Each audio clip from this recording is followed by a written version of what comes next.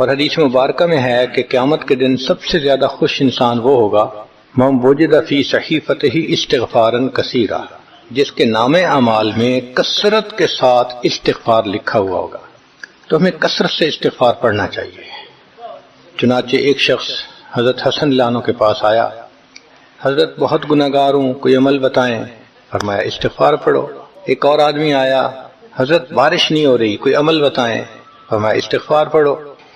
پھر ایک آدمی آیا کہ حضرت بہت قرضہ چڑھ گیا، دعا کریں کہ کوئی اسباب بن جائیں رزق کے، مال کے، تاکہ قرضہ اتر جائے۔ فرمایا استغفار پڑھو۔ پھر ایک شخص آیا کہ حضرت دعا کریں اللہ مجھے بیٹا دے دے۔ فرمایا استغفار کرو۔ ایک آدمی آیا میرا باغ ہے، دعا کریں کہ میرا پھل زیادہ لگے۔ فرمایا استغفار کرو۔ ایک آدمی آیا میری کھیتی باڑی کی زمین ہے، دعا کریں پانی اندر سے نکل آئے۔ فرمایا استغفار کرو۔ اب سننے والا حیران کہ مختلف لوگ مختلف ضروریات آ کر بیان کرتے رہے، سب کے لیے ایک ہی جواب۔ تو اس نے پوچھا کہ حضرت کیا مسئلہ؟ تو فرمایا کہ دیکھو یہ جواب میں نے اپنی طرف سے نہیں دیا، قرآن مجید سے دیا ہے۔ اللہ تعالیٰ ارشاد فرماتے ہیں قرآن مجید میں فَقُلْتُ اسْتَغْفِرُوا رَبَّكُمْ إِنَّهُ كَانَ غَفَّارًا۔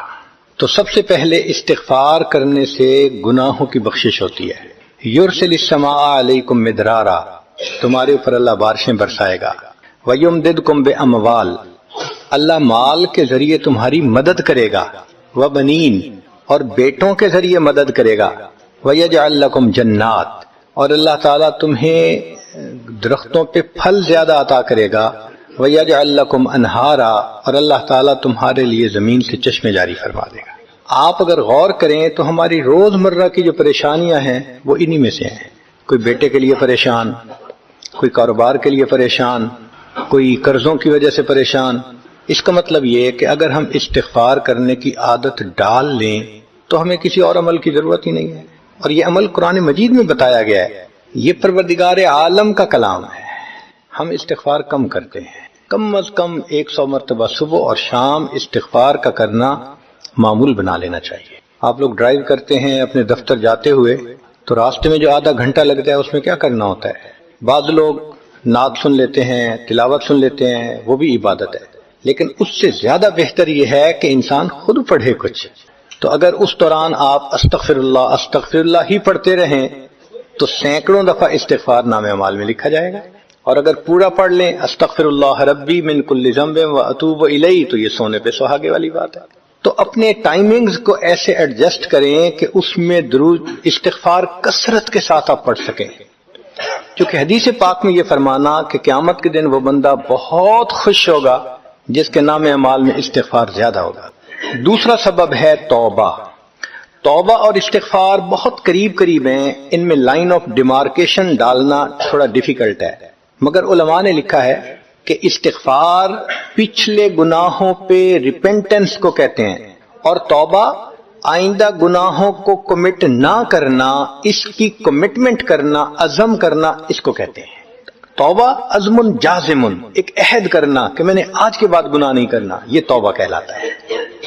تو گویا توبہ کا تعلق آئندہ گناہ نہ کرنا، استغفار کا تعلق پاسٹ کے ساتھ ہے کہ میں نے جو کیا برا کیا، اللہ بس میری غلطی کو پلیز معاف کر دیں، اس کو استغفار کہتے ہیں۔ اور یہ استغفار کا حکم اللہ رب العزت نے اپنے حبیب صلی اللہ علیہ وسلم کو دیا، فسبح بحمد ربک واستغفرہ، حکم ہے، صیغہ ہے امر کا۔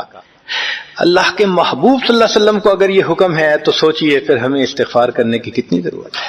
توبہ ہر بندے پہ کرنی ضروری، چنانچہ کافر ہے تو وہ کفر سے توبہ کر کے مسلمان بن جائے، مومن ہے گناہوں سے توبہ کر کے نیک بن جائے۔ جو نیک ہے وہ جو اپنے اعمال کے اندر غفلت ہوتی ہے، نماز کی غفلت، ذکر میں غفلت، تلاوت میں غفلت، اس غفلت سے توبہ کرے، اور جو کہے کہ جی میں تو اس سے بھی توبہ کرتا ہوں، تو بھئی ہم جو اعمال کرتے ہیں یہ اس کوالٹی کے تو نہیں کہ اللہ تعالیٰ کے ہاں قبولیت پا سکیں۔ اب پھر استغفار کرنا کہ اللہ اس کو قبول کر لیجئے، کیونکہ اللہ کے محبوب صلی اللہ علیہ وسلم نے فرمایا ما عبدنا کا حق کا عبادتک، اے اللہ ہم نے عبادت نہیں کی جیسے عبادت کرنے کا حق تھا۔ اگر سید الاولین والآخرین صلی اللہ علیہ وسلم یہ فرماتے ہیں، ہم کس کھیت کی گاجر مولی ہیں، ہماری عبادتیں کیا عبادتیں ہیں؟ تو استغفار کرنا، توبہ کرنا ہم میں سے ہر بندے پر لازم ہے۔ تیسری چیز جس سے کہ گناہ معاف ہوتے ہیں، الحسنات الماحیہ، نیکیاں۔ جو انسان نیک اعمال کرتا ہے تو گناہ دھل جاتے ہیں۔ نیک اعمال کی مثال صابن کی ہے، گناہوں کی مثال میل کی سی ہے۔ صابن جتنا زیادہ لگتا ہے اتنا میل دھل جاتی ہے۔ ان الحسنات یذہبن السیئات۔ یہاں شیطان دھوکہ دیتا ہے۔ مثلا اگر کوئی بچہ تعلیم پا رہا ہے مگر کوئی گناہ بھی کرتا ہے، تیرے علم کا کیا فائدہ، گناہ تو چھوڑتا نہیں۔ بھائی اگر گناہ کرتے ہیں تو علم تو الٹا ان گناہوں کو دھوئے گا، وہ علم ہی چھڑوا دیتا ہے تاکہ دھونے کا مسئلہ ہی نہ رہے۔ اب عورت سوچے گی میں پردہ تو کرتی نہیں، نمازوں کا کیا فائدہ؟ یہ دھوکہ ہے شیطان کا۔ بھئی آپ نمازیں پڑھتی رہو، اس نمازوں کی برکت سے اللہ پھر پردے کی بھی توفیق دے دیں گے۔ تو نیکی نہیں چھوڑنی چاہیے کبھی بھی۔ یہ سوچ کے جی میں اچھا تو ہوں نہیں، کیا فائدہ؟ فائدہ ہے۔ جب اللہ فرما رہے ہیں کہ نیکیاں گناہوں کو دھو دیتی ہیں، بھئی گناہ تو ہم چھوڑتے نہیں اور نیکی آرام سے چھوڑ دیتے ہیں، یہ کہاں کی لاجک ہے؟ تو اس لیے نیکی بھاگ بھاگ کے کرنی چاہیے۔ اگر گناہ ہے تو نیکی اور زیادہ کریں تاکہ نیکی کی برکت سے گناہوں کی ظلمت ختم ہو جائے اور دھل جائے۔ حدیث پاک میں ہے بندہ گناہ کرتا ہے لکھ دیا جاتا ہے، دوسرا گناہ، تیسرا، 5 گناہ کرتا ہے، پھر اس کے بعد وہ ایک نیکی کرتا ہے تو نیکی والا فرشتہ کہتا ہے کہ دیکھو اللہ کے ہاں دستور ہے من جاء بالحسنۃ فلہ عشر امثالھا، اس کو 10 نیکیاں ملنی تھی، تم نے 5 گناہ لکھے ہیں نا، اچھا تم 5 گناہ مٹا دو، میں نامہ اعمال میں 10 نیکیوں کی بجائے صرف 5 نیکیاں بیلنس وہ ڈال دیتا ہوں۔ چنانچہ 5 گناہ مٹا دیے جاتے ہیں، 5 نیکیاں نامہ اعمال میں لکھ دی جاتی ہیں۔ اس لیے خوب نیکی کرنی چاہیے تاکہ اللہ تعالیٰ گناہوں کی ظلمت سے ہمیں محفوظ فرما دے۔ چوتھی چیز جس سے کہ گناہ معاف ہوتے ہیں، دعاء المؤمنین للمؤمن، جو ایمان والے ایک دوسرے کے لیے دعائیں کرتے ہیں اس سے بھی گناہ معاف ہوتے ہیں۔ چنانچہ عمر لانو جا رہے تھے عمرے کے لیے، نبی علیہ السلام نے فرمایا اے بھائی ہمیں اپنی دعاؤں میں نہ بھولنا، تو نبی علیہ السلام نے امت کو تعلیم دی کہ ایک دوسرے کو دعاؤں کے لیے کہنا چاہیے۔ یہ بہت اچھی عادت ہے کہ جب کسی سے ملیں جی ہمیں اپنی دعاؤں میں یاد رکھیں، والدین کو کہنا، بڑوں کو کہنا، دوستوں کو کہنا، کیا معلوم کس کی مانگی ہوئی دعا کام آ جائے۔ اس دعا کا فائدہ ہوتا ہے نا، تبھی تو قرآن مجید میں دعا سکھائی گئی، ربنا اغفر لنا ولاخواننا الذین سبقونا بالایمان، اے اللہ جو ہم سے پہلے ایمان والے چلے گئے ان کی بھی مغفرت فرما دے۔ تو فائدہ ہوتا ہے تو قرآن نے دعا سکھائی ہے نا۔ تو ایمان والوں کی دعاؤں سے دوسرے ایمان والوں کو فائدہ ہوتا ہے۔ حدیث پاک میں ہے دوست کی دعا دوست کے پیٹھ پیچھے رد نہیں کی جاتی، کیوں؟ اس میں خلوص ہوتا ہے۔ تو اس لیے حدیث پاک میں ہے، مسلم شریف کی روایت ہے کہ اگر کوئی آدمی فوت ہو جائے اور 40 آدمی جنازہ پڑھ لیں جو ایمان والے ہوں، توحید والے ہوں، فرمایا ما من رجل مسلم یموت فیقوم علی جنازتہ 40 رجلا لا یشرکون باللہ شیئا الا شفعهم اللہ فیہ، اللہ 40 بندوں کی نماز جنازہ کو قبول کر کے میت کی مغفرت فرما دیتے ہیں۔ 5واں عمل ما یعمل للمیت من اعمال البر، ہم اپنے فوت شدہ لوگوں کے لیے جو نفل کے کوئی نیک کام کرتے ہیں اس سے بھی ان کے گناہ معاف ہوتے ہیں۔ مثلا صدقہ کر دیا، قرآن پاک پڑھا، ان کو بخش دیا، ان کی طرف سے عمرہ کیا، حج کیا، ان نفلی اعمال کا ثواب ان کو ملتا ہے، اس کی وجہ سے ان کے گناہوں کو معاف کر دیا جاتا ہے۔ چنانچہ حضرت شیخ الحدیث رحمۃ اللہ علیہ نے فضائل ذکر میں یا کسی اور کتاب میں واقعہ لکھا ہے کہ ایک اللہ والے تھے، قبرستان کے قریب سے جاتے ہوئے انہوں نے کچھ پڑھ کے قبرستان والوں کو بخش دیا۔ رات خواب دیکھا کہ وہی قبرستان والے ہیں اور ایک آدمی آتا ہے جیسے کوئی ڈاک تقسیم کرنے والا ڈاکیا ہوتا ہے، اور سب اس کی طرف بھاگ پڑتے ہیں جیسے ڈاک لینے کے لیے ہو۔ ایک بندہ پیچھے آرام سے بیٹھا ہوتا ہے، وہ پوچھتا ہے کیا معاملہ؟ وہ کہتے ہیں کہ یہ فرشتہ آیا ہے، روزانہ کی جو ڈاک آئی ہے نا نیکیوں کی، جو اولاد نے، رشتہ داروں نے، دوستوں نے کیے، لہذا وہ اعمال نیکیاں ملتی ہیں تو یہ سب لوگ جاتے ہیں کہ نیکیاں ملیں گی، ہمارا درجہ بڑھے گا۔ اس نے کہا کہ آپ کو ضرورت نہیں ہے؟ کہنے لگا ہاں میں لے لوں گا، مگر میرا ایک بیٹا ہے جسے میں نے قرآن پاک کا حافظ بنایا، اس کی دکان ہے، وہ سارا دن دکان پہ بیٹھا رہتا ہے اور ساتھ ساتھ قرآن پڑھتا رہتا ہے، تو مجھے اتنی نیکیاں مل جاتی ہیں کہ میں بعد میں لے لوں گا۔ اس نے کہا بیٹا کہاں؟ اس نے کہا فلاں جگہ دکان ہے۔ وہ اللہ والے جب وہاں گئے اگلے دن تو دیکھا کہ ایک نوجوان ہے اور وہ بیٹھا ہوا ہے، گاہک آتا ہے تو اس کو سودا بیچ دیتا ہے، جب گاہک کوئی نہیں ہوتا تو وہ قرآن پڑھنا شروع کر دیتا ہے۔ تو وہ سمجھ گیا کہ میرا خواب سچا تھا، اس بچے کے قرآن پڑھنے سے اس کے والد کو خوب بینیفٹ مل رہا ہے۔ کچھ عرصے کے بعد دوبارہ پھر اسی قبرستان کے قریب سے گزرے، پھر انہوں نے کچھ پڑھ کے بخش دیا۔ رات خواب میں دیکھا کہ اب جب تقسیم ہوا تو سب بھاگے تو وہ بندہ بھی بھاگا۔ انہوں نے کہا آپ بھی بھاگ رہے ہو؟ کہنے لگا ہاں میں اس لیے بھاگ رہا ہوں کہ میرا وہ بیٹا فوت ہو گیا، اب مجھے قرآن پڑھ کے بخشنے والا کوئی ایسا ہے نہیں، تو جو عام ایمان والوں کا ثواب آتا ہے میں بھی اسی میں سے اپنا حصہ لینے کے لیے جا رہا ہوں۔ تو ایمان والوں کے ان اعمال کا ثواب بھی ملتا ہے، اور اصل میں یہ اسی بندے کا اپنا عمل ہوتا ہے۔ یہ ذہن میں رکھنا کہ جو ایمان والے پڑھ کے بخشتے ہیں نا، اس کا ثواب کیوں ملتا ہے؟ اس کا اپنا عمل۔ دیکھو اس نے نیکوں سے تعلق جوڑا، وہ بھی تو ہوتے ہیں جن کے مرنے کے بعد پیچھے ریچھ کتے کی لڑائی کرواتے ہیں، میلے لگواتے ہیں، موسیقی کی محفلیں ہوتی ہیں، وہ بھی تو ہوتے ہیں نا، تو ان کو کچھ نہیں ملتا۔ اس بندے نے نیکوں سے محبت کی، یہ اس کا اپنا عمل ہے، اس کی محبت کی وجہ سے اب یہ لوگ اس کو پڑھتے ہیں، اللہ اس کو ثواب پہنچا دیتے ہیں، تو اس کے اپنا عمل ہے اصل میں۔ چھٹی چیز جس کی وجہ سے گناہ معاف ہوتے ہیں، المصائب التی یکفر اللہ بها الخطایا فی الدنیا۔ دنیا میں انسان کو جو مشکلات، تکلیفیں، مصیبتیں پہنچتی ہیں ان کی وجہ سے گناہ معاف کر دیے جاتے ہیں۔ کوئی مصیبت دنیا میں پہنچتی ہے گناہ معاف ہوتے ہیں۔ چنانچہ نبی علیہ السلام تشریف فرما تھے، چراغ بجھ گیا، نبی السلام نے فرمایا انا للہ و انا الیہ راجعون۔ ام المؤمنین عائشہ صدیقہ عنہا نے پوچھا، اللہ کے حبیب صلی اللہ علیہ وسلم یہ تو پڑھتے ہیں جب کوئی آدمی فوت ہو جاتا ہے۔ فرمایا عائشہ مومن کو جو بھی دنیا میں تکلیف غم پہنچتا ہے اگر وہ اس کے اوپر انا للہ پڑھ لے اس کو ثواب ملتا ہے۔ تو سوچنے کی بات ہے، چراغ کے بجھنے پر اگر ثواب ملتا ہے تو کسی عزیز کی زندگی کا چراغ بجھ گیا اس پر کتنا ثواب ملے گا؟ اس لیے تکلیف آئے تو پریشان ہونے کی بات نہیں ہوتی، صبر کرنے کی بات ہوتی ہے۔ انسان بے صبری کے ذریعے خواہ اس تکلیف پر ملنے والے ثواب سے اپنے آپ کو محروم کر دیتا ہے۔ بے صبری سے تکلیف ختم نہیں ہوتی، ثواب ملنا بند ہو جاتا ہے، تو بے صبری کا کیا فائدہ؟ اور ہو سکتا ہے کہ یہ مصیبت جو آئی یہ بندے نے خود مانگی ہو، یہ بھی عجیب بات ہے۔ آپ کہیں گے جی کوئی بندہ مصیبت تو نہیں مانگتا، ہاں ہو سکتا ہے مانگی ہو۔ کیسے؟ کہ دعا مانگی، اللہ مجھے قیامت کے دن میرے محبوب صلی اللہ علیہ وسلم کے ہاتھوں حوض کوثر کا جام عطا کر دینا، اللہ نے دعا قبول کر لی، عمل تو ہے نہیں کہ یہ نعمت نصیب ہو، تو اب کیسے ملے گا؟ اللہ تعالیٰ بیماری، مصیبت، پریشانی کچھ اس کے اوپر بھیج دیتے ہیں، اگر یہ بندہ اس پر صبر کر لیتا ہے اس کو بہانہ بنا کر اللہ اس کو وہ نعمت عطا فرما دیتے ہیں۔ چنانچہ ایک بزرگ تھے، 70s میں تھے، بیوی بھی اسی طرح بہت نیک تھی۔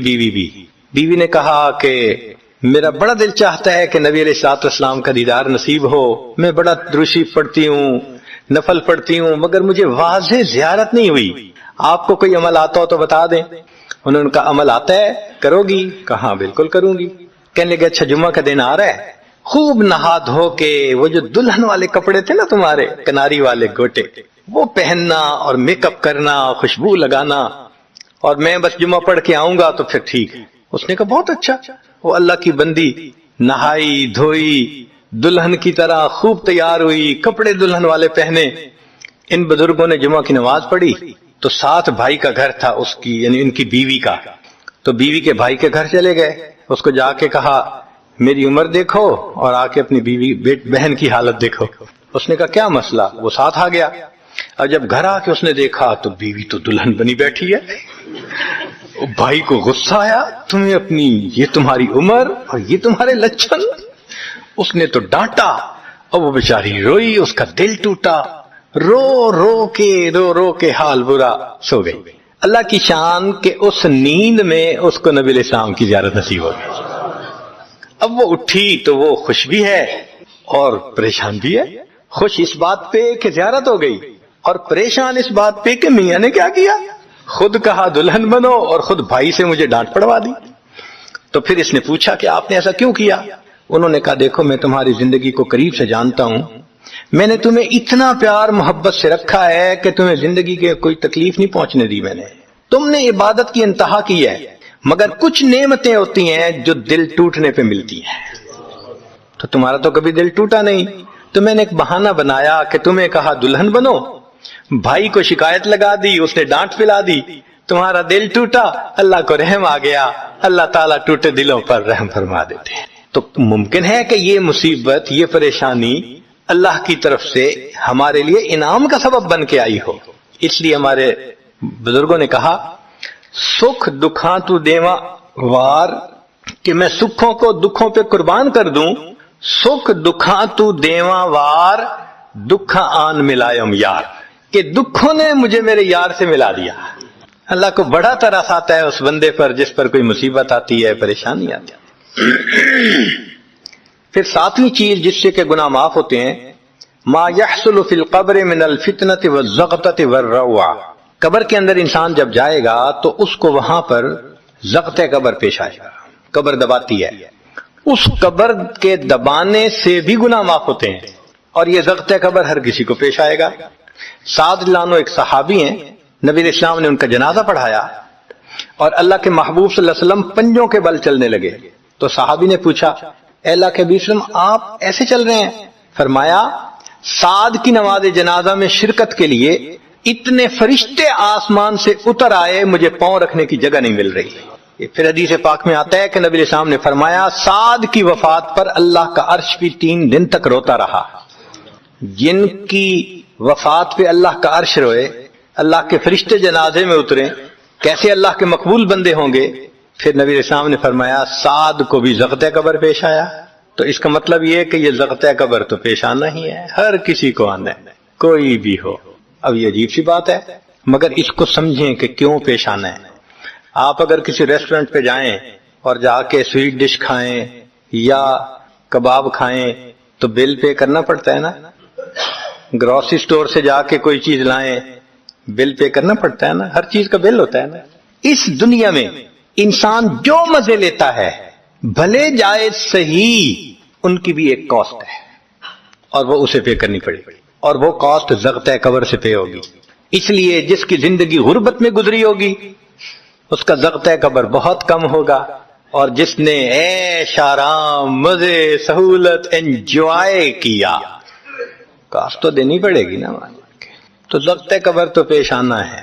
ہمارے والد صاحب بچپن میں دیکھتا تھا میں کہ بہت اچھا سالن بنا ہوتا تھا نا، تو اکثر وہ گلاس پانی کا اٹھاتے تھے اور ایک گھونٹ پانی ڈال دیتے تھے۔ مجھے سمجھ نہیں آتی تھی یہ کیا کرتے ہیں، میں اکثر ان سے پوچھتا تھا ابو آپ ایسے کیوں کرتے ہیں، نہیں بتاتے تھے۔ جب ان کی وفات ہوئی تو بعد میں والدہ صاحبہ نے کہا کہ اصل میں وہ یہ کہا کرتے تھے کہ نفس میرا دشمن ہے، میں اس نفس کو لذتیں کیوں دوں۔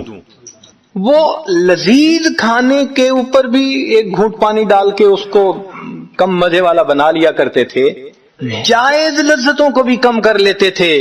ہمارا کیا حال ہوگا جو ناجائز لذتوں کے پیچھے بھاگ۔ تو یہ ضغط قبر مومن کو بھی پیش آتا ہے اور کافر کو بھی، مگر فرق ہے، کافر کو پیش آئے گا کہ حدیث پاک میں آتا ہے دائیں طرف کی پسلیاں بائیں طرف اور بائیں کی پسلیاں دائیں طرف، یوں پسلیاں توڑ کے رکھ دیں گے۔ اور مومن کو بھی ضغط قبر پیش آئے گا، مگر مومن کو ضغط قبر تکلیف نہیں دے گا اتنی اگر نیک ہوا۔ کیوں؟ اچھا آپ بتائیں سر میں درد ہو تو آپ کہتے ہیں نا ذرا سر دبا دو، تو تکلیف ہوتی ہے یا راحت ملتی ہے؟ سر دبانے سے راحت ملتی ہے۔ جس طرح سر درد میں کوئی دبائے سر کو راحت ملتی ہے، ایسے ہی مومن کو ضغط قبر تو پیش آئے گا مگر مومن کے لیے راحت کا سبب ہوگا۔ 8ویں چیز جس سے کہ گناہ معاف ہوں گے، احوال یوم القیامت وکربھا وشدائدھا، قیامت کے دن جو انسان کو ایک وحشت کی کیفیت ہوگی، ہول کی کیفیت ہوگی، خوف ڈر کی کیفیت ہوگی۔ اللہ اکبر۔ امام غزالی رحمت اللہ علیہ نے تفصیل لکھی ہے کہ سارے لوگ کھڑے ہوں گے اور سورج بہت قریب ہوگا، پسینے میں شرابور ہوں گے۔ اللہ اکبر۔ اس وقت جہنم کے اندر ابال آئے گا اور جہنم کے اندر سے انگارے اٹھ کر اوپر جائیں گے اور واپس گریں گے۔ فرماتے ہیں اس وقت انبیاء میں سے کوئی نبی بھی ایسا نہیں ہوگا جس کو یہ ڈر نہ ہو کہ کہیں انگارے میرے اوپر نہ آ جائیں۔ اگر انبیاء بھی تھرا رہے ہوں گے، ہمارا اس دن کیا حال ہوگا؟ تو قیامت کے دن کی دہشت اور وحشت کوئی چھوٹی چیز نہیں ہے۔ مگر اس سے بھی اللہ تعالیٰ ایمان والوں کے گناہوں کو معاف فرما دیں۔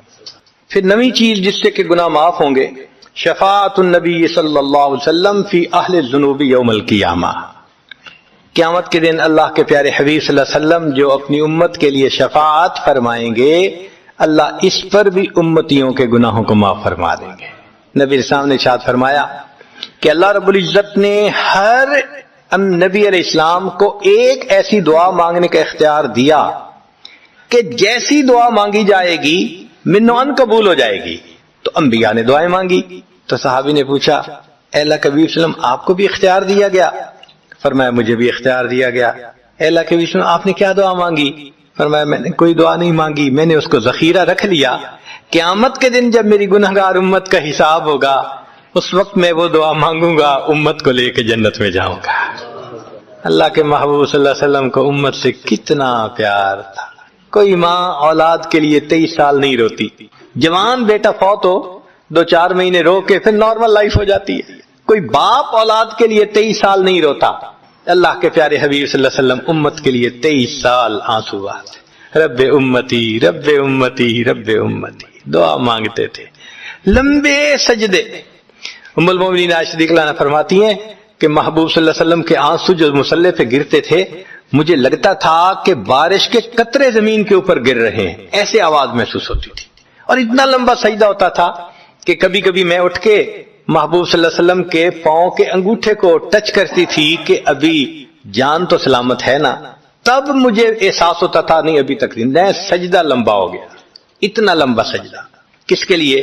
اللہ امت کو گناہوں کو معاف فرما دے، امت کے گناہوں کو معاف۔ چنانچہ جب نبی علیہ الصلوۃ والسلام پر آخری یعنی مرض آئی، بیماری کی کیفیت آئی، تو اللہ کے حبیب صلی اللہ علیہ وسلم کو بخار بہت تیز ہو گیا تھا، اور جو مسجد میں آخری مرتبہ لائے تھے تو 2 آدمی تھے، ایک ادھر تھا ایک ادھر تھا، اور اللہ کے حبیب صلی اللہ علیہ وسلم نے ان کا سہارا لیا تھا اور بہت مشکل سے چل کے تشریف لائے تھے۔ یہ آخری نماز تھی، پھر واپس تشریف لے گئے، بخار اور تیز ہو گیا۔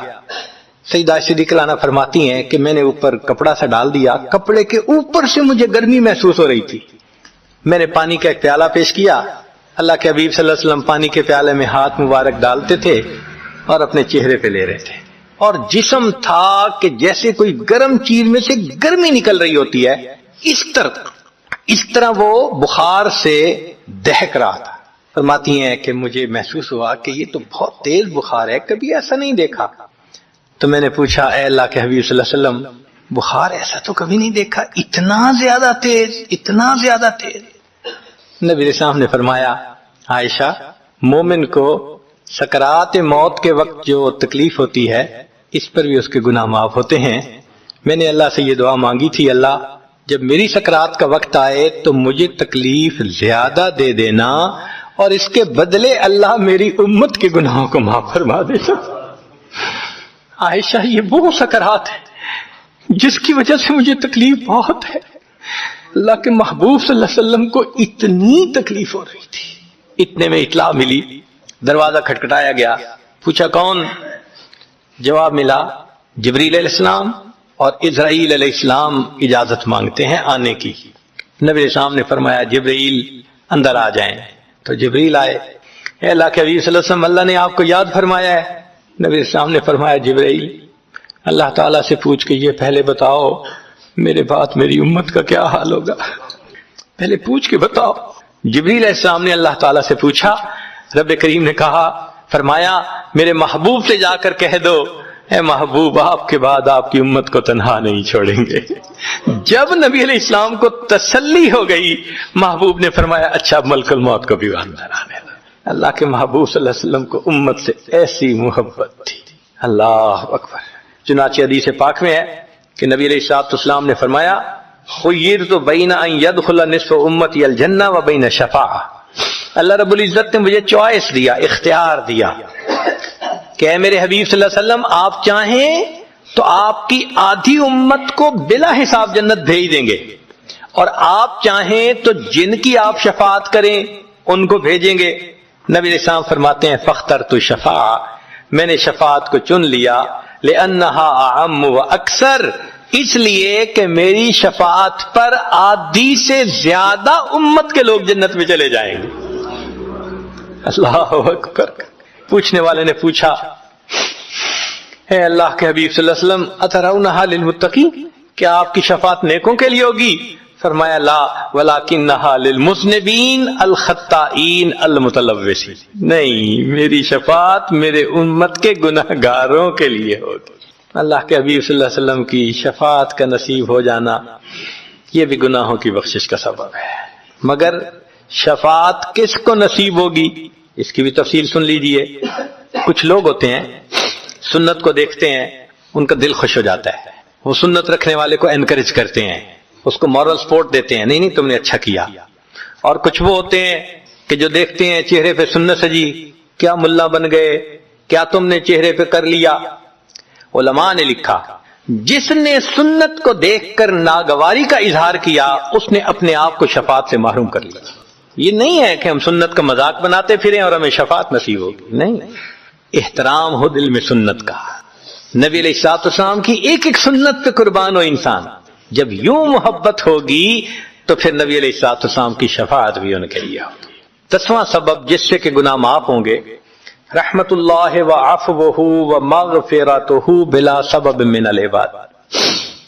قیامت کے دن انبیاء کرام شفاعت کریں گے، بخشش ہوگی، پھر علماء کریں گے، شہداء کریں گے، پھر سب جنتی شفاعت کریں گے، حتیٰ کہ کوئی ایسا نہیں رہے گا کہ جو کسی اور کی شفاعت کرے، اور وہ لوگ جہنم میں ہوں گے کہ جن کا کوئی جنتی واقف ہی نہیں ہوگا۔ اللہ اکبر۔ سالوں وہ جہنم میں جلتے رہیں گے، جلتے رہیں گے۔